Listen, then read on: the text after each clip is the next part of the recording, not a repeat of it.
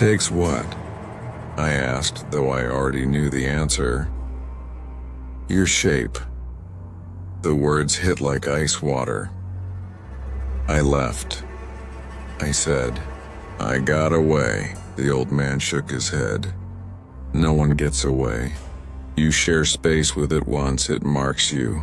A part of you stays behind, and it can follow that. I felt the world tilt. So what do I do? He hesitated, then pulled something from his coat. A small glass vial filled with what looked like salt and ash. You burn everything it touched. Every place it mirrored you, and you never ever look at yourself in the dark. I took the vial with shaking hands. Will this stop it? He didn't answer right away. Then quietly, it might slow it down. When I looked up, he was already standing. You should leave town before nightfall. It moves fastest after midnight. Then he walked out of the diner, leaving his coffee untouched. I sat there for a long time, staring at the vial. My reflection in the window looked back, pale, scared, uncertain, and then for a split second it winked. I nearly dropped the vial. By the time I made it back to the motel, the sun was setting. I poured a circle of the ash mixture around the bed and burned the rest in the sink, just like the old man said. The smoke filled the room thick and acrid, but as it rose it began to curl, forming shapes, faces. Mine. I stumbled back, choking, and the fire went out on its own. The smoke thinned, and on the mirror above the sink, words had appeared in the condensation. You can't burn what's already inside you. The mirror rippled again, just like before, and I felt something shift deep inside me. A crawling sensation under my skin like static. I didn't realize I was screaming until my throat went raw. When it stopped, I was on the floor, shaking. The mirror was clean again. The words were gone, but my reflection wasn't looking back anymore. It was looking down at me. The next few hours are a blur in my memory, flashes of panic and exhaustion stitched together by fear. I remember grabbing my things, what little I had left, and stumbling out into the cold night air. The motel clerk didn't even look up as I passed. I drove without a destination, guided by instinct alone. Every time the headlights cut across a reflective surface, a window, a puddle, a roadside sign, I looked away. My reflection wasn't safe anymore. Somewhere past midnight, my phone buzzed. A text from an unknown number.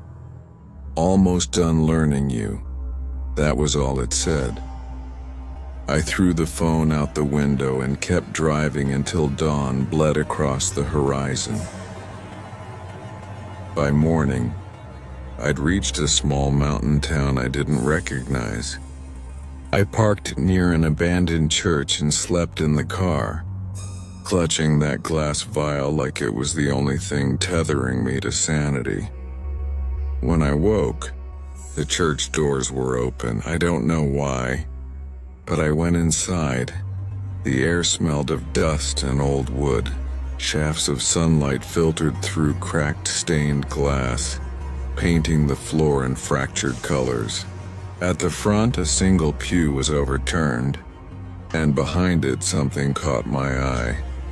A mirror, tall and ornate, leaning against the altar. Its surface was covered in a sheet. Yellowed with age, I should have walked away. Every instinct screamed at me to leave. But something about it felt familiar. I pulled the sheet down. For a moment I saw only my reflection. Tired, hollow-eyed, barely recognizable. Then the image blinked. I hadn't blinked. Slowly, the reflection's lips curved into a smile. "I told you," it whispered. "You took me with you." I stumbled backwards, slamming into a pew. My breath came in shallow gasps. "You're not real."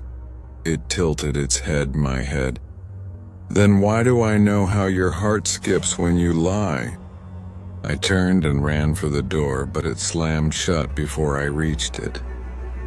The sound echoed like thunder through the empty church. When I turned back, the reflection had stepped out of the mirror.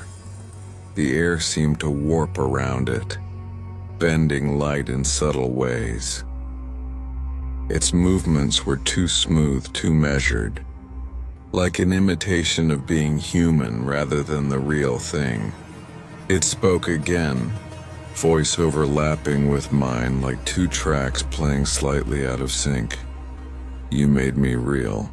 Every word, every glance, every shared breath. I'm what's left when loneliness becomes shape." My hands shook as I reached into my pocket for the vial. I tore the cork out with my teeth and flung the ashes at it. The moment they hit its skin, the thing screamed, a high, tearing sound that made the walls tremble. Smoke poured from its body, black and thick. For a second I thought it was working, but then it laughed, not my laugh. Something older. The smoke twisted midair, swirling around me, and I realized too late. It wasn't burning, it was binding. The world went dark. When I came to, I was lying on the church floor. The mirror was shattered. My car was gone. My phone was gone. I stumbled outside, dazed. The sky was a dull gray, the streets empty. But something was wrong. Every window I passed showed me a reflection that didn't match what I was doing. Sometimes I'd blink and the reflection would keep staring. Sometimes it would turn its head when I didn't. By the time I reached the main road, I could barely breathe. I flagged down a passing truck, begged the driver for a ride. He eyed me warily but let me in. "You look like hell, kid," he said. "Long night," I muttered. He nodded slowly, then frowned. "You sure you're okay? You're bleeding." I looked down. My hands were slick with something dark. I didn't remember getting cut. When I checked the side mirror, my reflection wasn't bleeding at all, it was smiling. The truck driver noticed it too. His knuckles went white on the steering wheel. "What the hell?" Then the radio cut in, filling the silence with static, and beneath it a voice. My voice, "Keep driving. He's learning." The driver cursed and slammed the brakes. "Get out of my truck!" I tried to explain, to tell him I didn't know what was happening, but he was already fumbling for the door handle. "Now!" I stumbled out, barely catching my balance as he peeled away, gravel spraying my legs. For a long time I stood there alone on the roadside. Then I heard it. Footsteps behind me. Slow, measured, steady. I didn't turn around. "You can keep running," the voice said. Mine. But every shadow has a source. The ground beneath me seemed to pulse. My own shadow stretched unnaturally long across the asphalt, bending toward me like a hand reaching up from the dark. I stumbled backward, gasping. "You're not me," I shouted. It laughed softly. "Then why do you sound like me when you scream?" I turned and ran again, deeper into the woods that lined the road. Branches clawed at my face, the world blurring into streaks of green and gray. After what felt like hours, I collapsed beside a stream, chest heaving. The water rippled calmly, reflecting the moonlight. And my face. Except it wasn't my face. The features were shifting, melting, smoothing into something blank and pale. Eyes hollow, mouth stretching wide. I grabbed a rock and smashed the reflection, scattering the water. The woods fell silent. Then faintly, from somewhere behind me, came that same whisper I'd first heard in the apartment hallway. Low, rhythmic, patient. It wasn't trying to scare me. It was calling me. I ran until my legs gave out, collapsing beneath the old highway bridge. I pressed my back against the cold concrete, shaking. For a long time I listened, the whisper fading, the night wind carrying it away. And then, just when I thought it was over, I heard it again, closer this time, right next to my ear. "You still left the door open, Eli." I woke up to rain. It wasn't the soft kind that comes and goes quietly. This was the kind that pounded like fists on metal, echoing through the underside of the bridge. The world was gray and the smell of wet earth filled my lungs. For a moment I thought it had all been a nightmare. The reflection, the voice, the mirror, just a hallucination brought on by exhaustion. Then I saw the handprint. It was smeared in something dark on the inside of the concrete pillar beside me. 5 long fingers, unnaturally thin, pressing inward, as if whatever made it was inside the concrete trying to claw its way out. I scrambled to my feet and stumbled toward the road. My body ached, my clothes were damp, and my head throbbed with a dull, rhythmic pain, like something was knocking from the inside of my skull. When I reached the highway, I stuck out my thumb at the first car that passed. No one stopped. Not the second, not the third. Eventually, a faded blue sedan slowed. The driver leaned over and rolled down the window. "You lost, buddy?" He was older, maybe in his 60s, with kind eyes and the kind of cautious curiosity that comes from living somewhere quiet.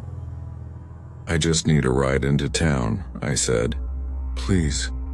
He hesitated for a second before unlocking the door. "Hop in. Closest town's about 10 miles up." The heater blasted stale air as we drove. I stared out the window, watching the trees blur past, their trunks bending with the wind. "You look like you've been through hell," he said, glancing at me. "You have no idea." He chuckled softly, then frowned. "You from around here?" "Not really. Just passing through." He nodded slowly, but there was something in his tone when he spoke again, a hint of unease. "Funny thing," he said. "You look just like a fella I picked up last night. Same jacket, same haircut, even said the same thing, just passing through."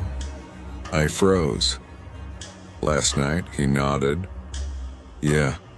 Dropped him off about 20 miles back near an old gas station." I swallowed hard. "Did he say anything else?" The driver frowned, thinking. "Yeah. He said to tell the next one, you're almost home."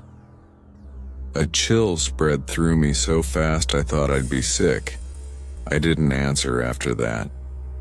I just stared ahead, gripping the seat until my knuckles went white. We reached the edge of a small town sometime near noon. The man slowed the car near a diner and said, "You'll find a bus stop over there." "Thank you," I said quietly. He nodded once, then added almost as an afterthought, "Hey kid, When you look in the mirror, you ever see something moving that shouldn't? I froze. He smiled faintly. Not a kind smile, but a knowing one, and drove off before I could respond. The diner was almost empty. A single waitress stood behind the counter, pouring coffee for a man who didn't seem to notice me walk in. I took a seat in the corner booth, trying to steady my breathing. The waitress came over. "What'll it be?" "Just coffee," I said. She poured it without a word. The mug was chipped, the liquid inside steaming. I stared into it, watching the ripples form shapes. For a moment I thought I saw a reflection, not of my face, but of its. Then someone slid into the booth across from me.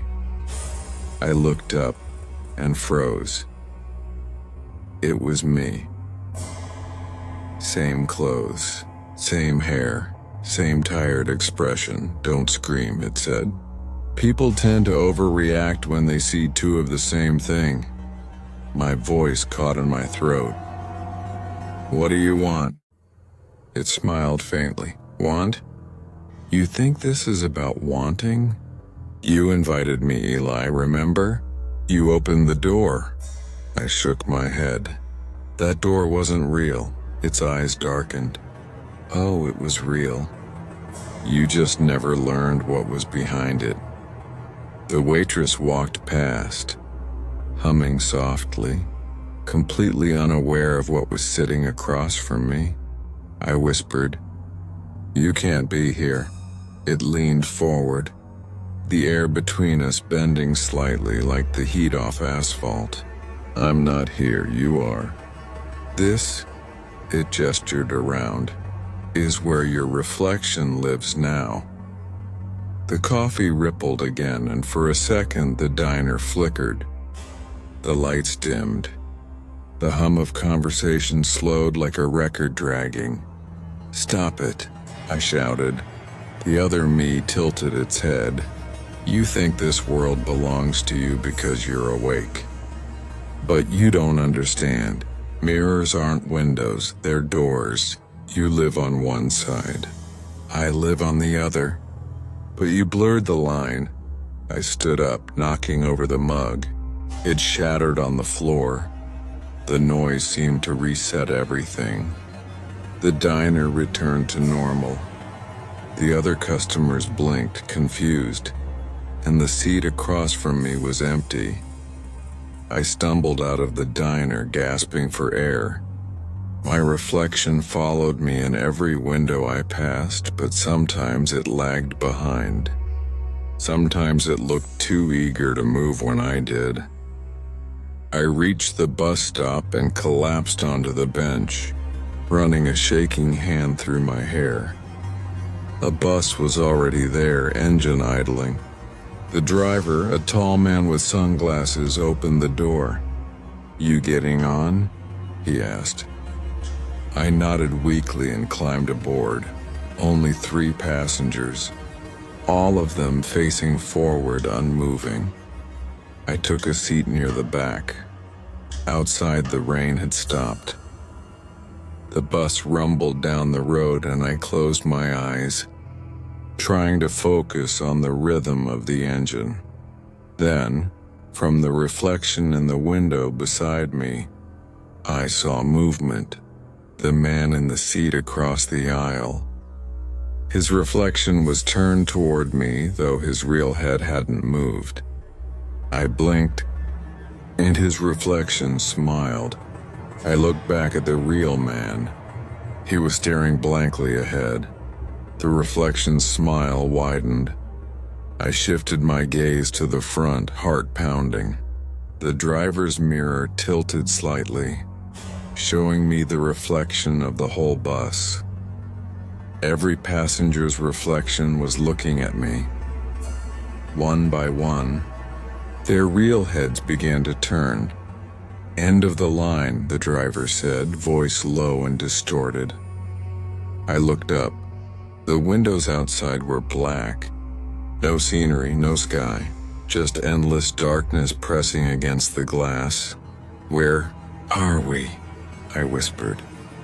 The driver smiled, removing his sunglasses. His eyes were pure white like blank screens.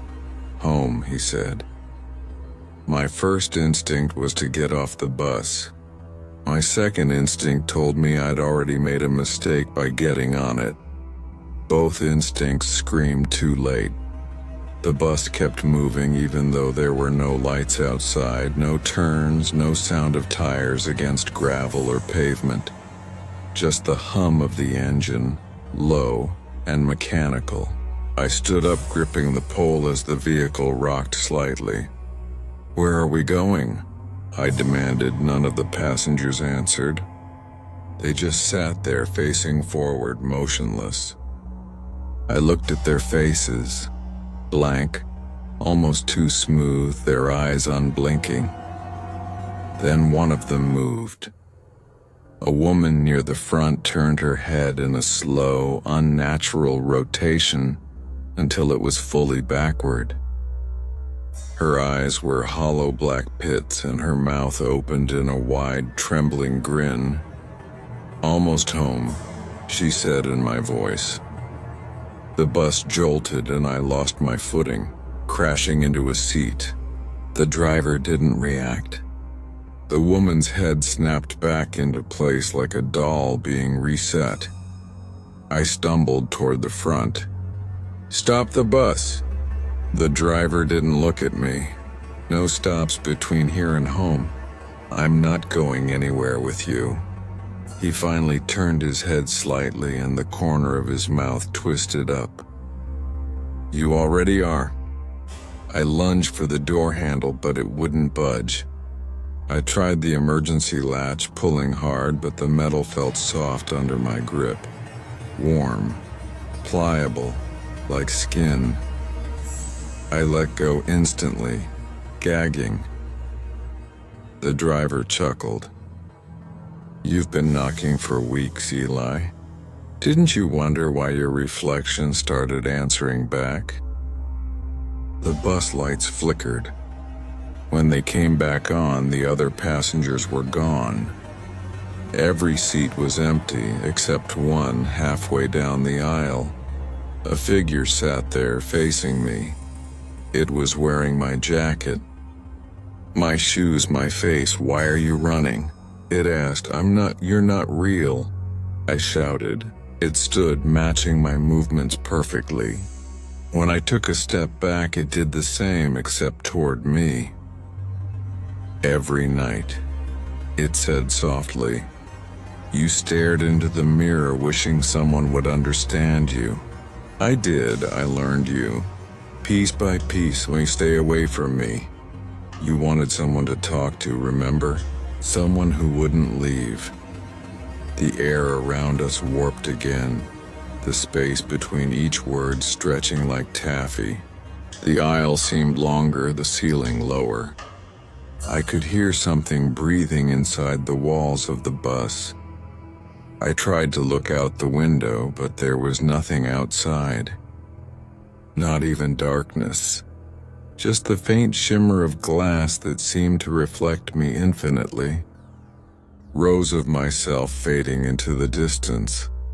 "Stop," I whispered.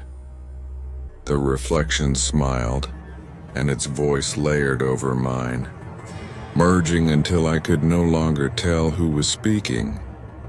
"You built this place every time you looked in the mirror and thought, 'That can't really be me.' You didn't like what you saw, so I helped you look away."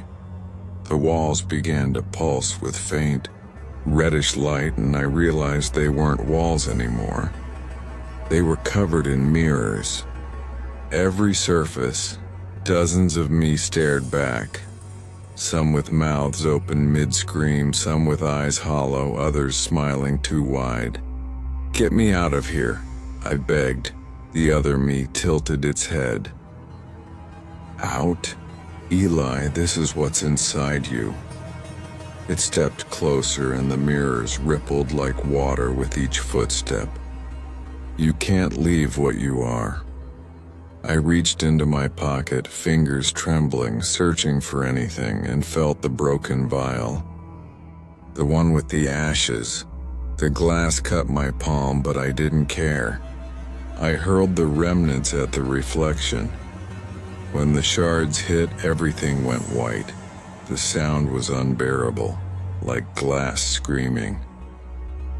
The bus twisted, metal groaning, windows imploding outward. I was thrown backward, crashing into a seat. When I opened my eyes again, I was lying in the middle of an empty road. The bus was gone. The rain had stopped. Only silence. I sat up slowly, disoriented. The ground was dry, the air heavy. There were no trees, no signs. Just a long stretch of cracked asphalt that disappeared in both directions. Then I heard it. Footsteps. I turned. A figure was walking toward me from the distance, steady, deliberate. At first, I thought it was another version of me. The shape was right, the gait identical. But as it got closer, I saw its face, no eyes.